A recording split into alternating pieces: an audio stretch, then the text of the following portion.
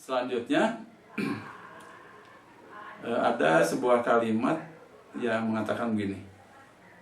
Ada kecenderungan dari seseorang ingin memulai analisis data dengan mendeskripsikan distribusi suatu variabel. Ini jelas sekali berkaitan dengan analisis data deskriptif.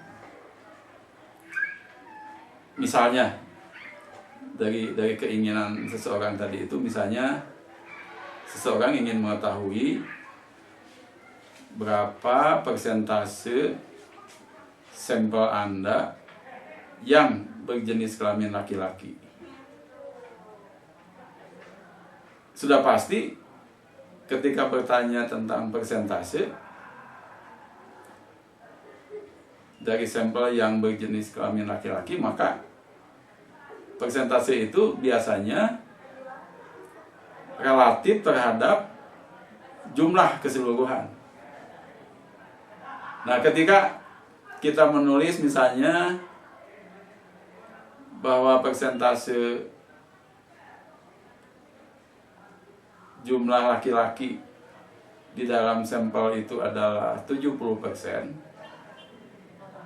dari keseluruhan, maka persentase itu adalah sebuah ukuran statistik di dalam statistik deskriptif.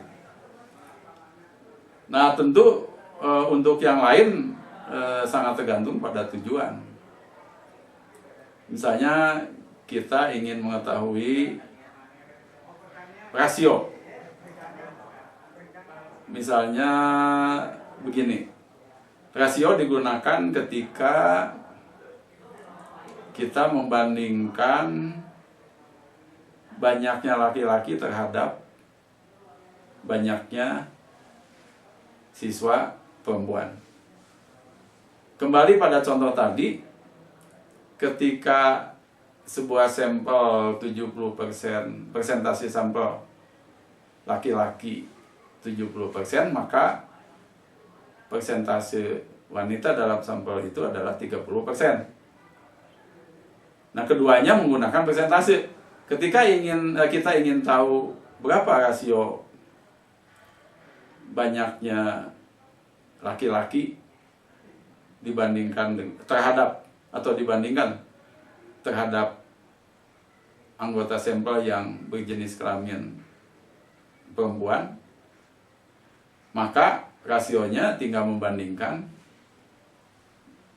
persentase laki-laki dan persentase perempuan, yaitu rasionya ada rasio laki-laki dan rasio perempuan di dalam sampel tadi adalah 70% per 30%, atau kalau disederhanakan menjadi 7/3.